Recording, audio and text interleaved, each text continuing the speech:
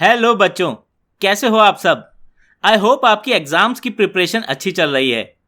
अगर नहीं भी चल रही है तो डोंट वरी, आज इस वीडियो में हम केमिकल रिएक्शन टॉपिक को लेस देन 15 मिनट्स में अच्छे से रिवाइज कर लेंगे। जितने भी एग्जाम्स के लिए इंपॉर्टेंट पॉइंट्स एंड क्वेश्चंस हैं वो सभी आज हम क्विकली रिवाइज कर लेंगे। स्टार्ट करते हैं physical change versus chemical change से। If a substance goes through physical change, आपको ये बातें ध्यान रखनी है। पहली बात, नो न्यू सब्सटेंसेस फॉर्म्ड। दूसरी बात, only some physical properties are changed. For example, change in state, solid, liquid and gas forms. इनमें से किसी एक फॉर्म से दूसरी फॉर्म में ट्रांसफॉर्म होना। यहां पे ये 6 केसेस हो सकते हैं। Change from solid to liquid, जिसे मेल्टिंग कहते हैं। Change from liquid to solid, जिसे फ्रीजिंग कहते हैं। फ्रॉम लिक्विड टू गैस, जिसे बॉइलिंग कहते हैं। फ्रॉम गैस टू लिक्विड, जिसे कंडेंसेशन कहते हैं। फ्रॉम सॉलिड टू गैस, जिसे सब्लिमेशन कहते हैं। And lastly from gas to solid, जिसे डिपोजिशन कहते हैं। Important examples of physical changes are boiling of water, melting of ice, dissolving salt in water, etcetera. Chemical change के case में ये बातें ध्यान रखनी है। पहली, न्यू सब्सटेंसेस आर फॉर्म्ड। दूसरी, following changes can be observe during a chemical change. या तो चेंज इन टेम्परेचर होगा। For example, mixture becomes warm during white washing, in which quicklime calcium oxide reacts with water to form slaked lime calcium hydroxide. या फिर change in colour हो सकता है। For example, when ferrous sulfate crystals are heated in a dry boiling tube, color changes from pale green to brown. या फिर formation of precipitate हो सकता है। For example, when sulfuric acid reacts with barium chloride, a white precipitate is formed. Lastly बच्चों, evolution of gas भी हो सकती है। For example, when metal reacts with acid, hydrogen gas is evolved. कुछ reactions में हम मल्टीपल चेंजेस ऑब्जर्व कर सकते हैं। जैसे फेरस सल्फेट को हीट करने पर कलर तो चेंज होता ही है, एडिशनली गैसेस भी इवॉल्व होती हैं। Some day to day examples of chemical changes are digestion of food, respiration, rusting of iron, या फिर फॉर्मेशन ऑफ कर्ड। बच्चों, burning of candle is both physical and chemical change, because candle की wax melt भी हो रही है, which is physical change, and wax oxygen से combine होकर कार्बन डाइऑक्साइड भी बना रही है, which is a chemical change. When a chemical change occur, a chemical reaction takes place, which is written in the form of a chemical equation. Chemical equation की left side में हम reactant show करते हैं। ये वो substances हैं which participate in the chemical reaction. And right side में products को शो करते हैं।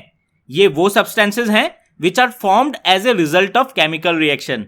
और दोनों साइड्स के बीच में हम एक राइट एरो भी यूज करते हैं to show the direction of reaction from reactants to product.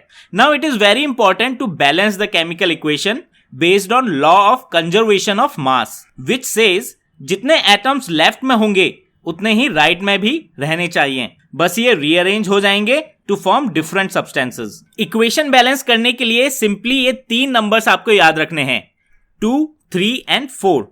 99% equations in 3 numbers से balance हो जाती है। फॉर एग्जाम्पल, अगर आपको ये रिएक्शन दी गई है, start from left most atom, जो भी पहला एटम मिले जिसका total count left and right में डिफरेंट है, पहले उसे बैलेंस कर दो। Most of the time 2, 3 and 4 in number से मल्टीप्लाई करके एटम्स बैलेंस हो जाते हैं। इस केस में मैंगनीज ऑलरेडी बैलेंस्ड है क्योंकि लेफ्ट एंड राइट में इसका नंबर सेम है। ऑक्सीजन एटम लेफ्ट साइड में 2 है एंड राइट साइड में 1 है, देयरफॉर राइट साइड को 2 से मल्टीप्लाई कर दो। अब जब हम आगे बढ़ेंगे तो हमें हाइड्रोजन एटम H मिलेगा, जो लेफ्ट साइड में 1 है एंड राइट साइड में 4 है, देयरफॉर लेफ्ट साइड में हम 4 से मल्टीप्लाई कर देंगे। अब आगे बढ़ेंगे तो हमें क्लोरीन एटम Cl मिलेगा। क्लोरीन एटम लेफ्ट में भी 4 है और राइट में भी टोटल 4 हैं, देयरफॉर किसी से भी मल्टीप्लाई करने की जरूरत नहीं है। इस तरह हमने सारे एटम्स को लेफ्ट एंड राइट साइड में इक्वल कर दिया है और हमारी इक्वेशन बैलेंस्ड हो गई है। अब बात करते हैं बच्चों टाइप्स ऑफ केमिकल रिएक्शंस की। 5 टाइप्स की रिएक्शंस होती हैं, combination reaction, decomposition reaction, displacement reaction, double displacement reaction and redox reaction. पहले बात करते हैं कॉम्बिनेशन रिएक्शन की। कॉम्बिनेशन रिएक्शन में 2 या 2 से ज्यादा रिएक्टेंट्स रिएक्ट करते हैं to form a single product. Combination reactions के examples हैं burning of coal, formation of water from hydrogen and oxygen gases. And third example is formation of slaked lime from quicklime. ये reaction exam point of view से बहुत important है. Slack lime solution white washing of walls में use होता है.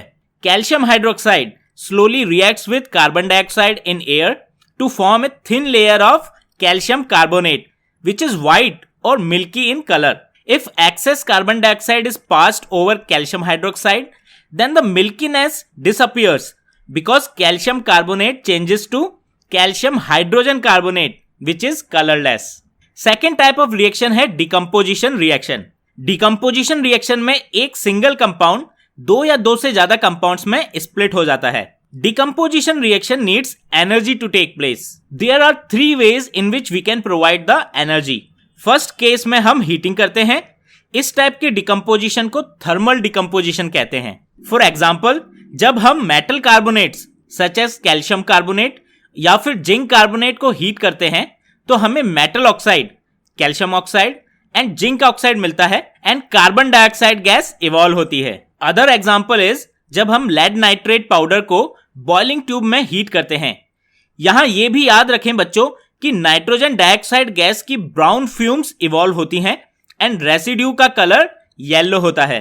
Thermal decomposition का एक important example और है जो हमने पहले भी देखा था, जब फेरस सल्फेट के क्रिस्टल्स को हम हीट करते हैं. डिकम्पोजिशन रिएक्शन में एनर्जी प्रोवाइड करने का सेकेंड तरीका है using electric current. For example, electrolysis of water. इस टाइप के डिकम्पोजिशन को इलेक्ट्रोलिटिक डिकम्पोजिशन कहते हैं. इस केस में water decomposes to give hydrogen gas and oxygen gas. ये बात आपको याद रखनी है बच्चों कि हाइड्रोजन गैस का वॉल्यूम हमें डबल 2 टाइम्स मिलता है as compared to oxygen gas. And there is a way to test the evolved gases also. Hydrogen gas के पास अगर बर्निंग कैंडल लाएंगे तो कैंडल बुझ जाएगी, वहीं ऑक्सीजन गैस के पास बर्निंग कैंडल अगर लाएंगे तो वो जलती रहेगी. Third way to provide energy is through sunlight. इस टाइप के डिकम्पोजिशन को फोटोकेमिकल डिकम्पोजिशन कहते हैं. For example, black and white photography में ये काम आता है. जब व्हाइट सिल्वर क्लोराइड सॉल्ट को सनलाइट में रखते हैं, the color changes to gray as it decomposes to silver and chlorine gas evolve होती है. Similarly, silver bromide salt turns to gray under sunlight as it decomposes to silver and bromine gas. अब बात करते हैं बच्चों third type के reaction की, which is displacement reaction. इस टाइप की रिएक्शन में more reactive element displaces less reactive element from its salt solution. इसका सबसे इंपॉर्टेंट एग्जाम्पल है जब हम आयरन नेल्स को कॉपर सल्फेट के सॉल्यूशन में रखते हैं. Then blue colour of copper sulphate fades and the solution colour turns to dirty green due to the formation of ferrous sulphate. Iron nails का colour भी ब्राउनिश हो जाता है due to the deposition of coppers on them. Therefore इस example में ज्यादा reactive element iron ने कम रिएक्टिव एलिमेंट कॉपर को डिस्प्लेस कर दिया एंड खुद का सॉल्ट बना लिया. Other examples of displacement reactions are when zinc displaces copper to form zinc sulfate and when lead displaces copper to form lead chloride. Fourth type की reaction है बच्चों डबल डिस्प्लेसमेंट रिएक्शन. इस type की reactions में दो compounds जब react करते हैं उनके आयंस एक्सचेंज हो जाते हैं एंड दो नए कंपाउंड्स बन जाते हैं. For example, sodium sulphate solution में जब बेरियम क्लोराइड का सॉल्यूशन मिक्स करते हैं तब हमें barium sulphate and sodium chloride मिलता है. यहां ध्यान दे बच्चों, sulphate ion and chloride ions exchange हो गए हैं. बेरियम सल्फेट एक व्हाइट सब्सटेंस है जो वाटर में इनसॉल्युबल है. इस टाइप के इनसॉल्युबल सब्सटेंसेस को प्रेसिपिटेट कहते हैं एंड ऐसी रिएक्शंस जिसमें हमें प्रेसिपिटेट मिलता है उसे प्रेसिपिटेशन रिएक्शन कहते हैं. प्रेसिपिटेशन रिएक्शन को बच्चों हम मेन टाइप्स ऑफ रिएक्शंस में इंक्लूड नहीं करते हैं. ये काइंड ऑफ सब कैटेगरी ऑफ रिएक्शंस है जो प्रेसिपिटेट फॉर्मिंग रिएक्शंस के लिए हम यूज करते हैं. Other examples of double displacement reactions are reaction between lead nitrate solution and potassium iodide solution. इस रिएक्शन में हमें येलो कलर प्रेसिपिटेट मिलता है लेड आयोडाइड का. लास्ट टाइप ऑफ रिएक्शन है रेडॉक्स रिएक्शन. जब रिएक्शन में एक कंपाउंड का रिडक्शन हो एंड दूसरे कंपाउंड का ऑक्सीडेशन, देन इस टाइप्स की रिएक्शन को हम रेडॉक्स रिएक्शन कहते हैं. ऑक्सीडेशन के फर्स्ट लेटर O से हमें याद रखना है जिस कंपाउंड को रिएक्शन के बाद ऑक्सीजन मिल रही है उस कंपाउंड का ऑक्सीडेशन हो गया है। ये भी याद रखना है बच्चों कि ऑक्सीजन एंड हाइड्रोजन का लॉजिक अपोजिट चलता है। ऑक्सीजन एटम के गेन को ऑक्सीडेशन कहते हैं, तो हाइड्रोजन एटम के लॉस को भी ऑक्सीडेशन कहते हैं। मतलब जिस कंपाउंड के पास रिएक्शन के बाद हाइड्रोजन नहीं रहा, उस कंपाउंड का ऑक्सीडेशन हो गया है। अब अगर इसी लॉजिक को रिवर्स कर दें तो हमें रिडक्शन मिल जाएगी, यानी oxygen loss is reduction and hydrogen gain is also reduction. Therefore जिस कंपाउंड से रिएक्शन के बाद ऑक्सीजन चली गई है या जिस कंपाउंड को रिएक्शन के बाद हाइड्रोजन मिल गई है, उस कंपाउंड का रिडक्शन हुआ है। फर्स्ट एग्जांपल में बच्चों कॉपर ऑक्साइड से रिएक्शन के बाद ऑक्सीजन चला गया है एंड कॉपर बचा है, इसीलिए लॉस ऑफ ऑक्सीजन हुआ है एंड कॉपर ऑक्साइड का रिडक्शन हुआ है। वहीं हाइड्रोजन को ऑक्सीजन गेन हुई है आफ्टर द रिएक्शन, ये वाटर बन गया है, इसीलिए यहां पर ऑक्सीजन गेन हुई है एंड ऑक्सीडेशन ऑफ हाइड्रोजन हुआ है। सेकंड एग्जांपल में बच्चों हाइड्रोजन सल्फाइड से हाइड्रोजन लॉस हुआ है एंड रिएक्शन के बाद सल्फर बना है, देयरफॉर लॉस ऑफ हाइड्रोजन मतलब ऑक्सीडेशन, और यहां पर हाइड्रोजन सल्फाइड का ऑक्सीडेशन हुआ है। क्लोरीन को देखें तो क्लोरीन ने रिएक्शन के बाद हाइड्रोजन गेन किया है, यानी कि क्लोरीन का यहां पर रिडक्शन हुआ है। सबसे पहले हमें पता लगाना होता है कि कौन रिड्यूस हो रहा है और कौन सा कंपाउंड ऑक्सीडाइज हो रहा है। उसके बाद जो रिड्यूस हो रहा है उसे ऑक्सीडाइजिंग एजेंट कहते हैं और जो ऑक्सीडाइज हो रहा है उसे रिड्यूसिंग एजेंट कहते हैं। ये थोड़ा कंफ्यूजिंग हो सकता है बच्चों, इसीलिए इस बात को अच्छे से समझ लें। एजेंट बताने के केस में एजेंट के नाम के अपोजिट कंपाउंड का काम होता है। ऑक्सीडाइजिंग एजेंट खुद रिड्यूस होता है और रिड्यूसिंग एजेंट खुद ऑक्सीडाइज होता है। Other examples of redox reaction are given below. First example में बच्चों zinc oxide is reduced, therefore it is a oxidising agent. Secondly carbon is oxidised क्योंकि इसने रिएक्शन के बाद ऑक्सीजन गेन किया है, therefore it is a reducing agent. Second example में बच्चों लेड ऑक्साइड का रिडक्शन हुआ है क्योंकि इसने ऑक्सीजन लूज किया है, therefore it is a oxidising agent. Secondly carbon का यहाँ पे ऑक्सीडेशन हुआ है क्योंकि इसने रिएक्शन के बाद ऑक्सीजन गेन किया है, therefore carbon is reducing agent. Third example में मैग्नीज ऑक्साइड है। मैग्नीज ऑक्साइड यहाँ पर रिड्यूस हुआ है क्योंकि इसने ऑक्सीजन लूज किया है, therefore it is an oxidising agent. Secondly hydrogen chloride से हाइड्रोजन लूज हुआ है क्योंकि रिएक्शन के बाद ये क्लोरीन में कन्वर्ट हो गया है, इसीलिए यहाँ पर हाइड्रोजन क्लोराइड का ऑक्सीडेशन हुआ है and therefore it is a reducing agent. बच्चों रेडॉक्स रिएक्शन का पहला एग्जाम्पल जो हमने देखा वो एग्जाम पॉइंट ऑफ व्यू से बहुत इंपॉर्टेंट है। यहां एक बात और ध्यान रखनी है, brown colour of copper powder turns into black coloured substance on heating in air. ये black coloured substance copper oxide होता है एंड जब हम इस प्रोडक्ट कॉपर ऑक्साइड से हाइड्रोजन गैस पास करते हैं तो ये जो ब्लैक कलर का सब्सटेंस है it against turns into brown substance copper. बच्चों अभी तक हमने टाइप्स ऑफ रिएक्शन डिस्कस करी हैं। अब बात करते हैं ये रिएक्शंस एक्सोथर्मिक होंगी या एंडोथर्मिक होंगी। एक्सोथर्मिक रिएक्शंस वो सभी रिएक्शंस होंगी जिनमें रिएक्शन के दौरान एनर्जी रिलीज होती है। वहीं एंडोथर्मिक वो रिएक्शंस होंगी जिन्हें रिएक्शन करने के लिए एनर्जी की जरूरत होती है। Examples of exothermic reactions are metals and acids की रिएक्शन सभी एक्सोथर्मिक होती हैं।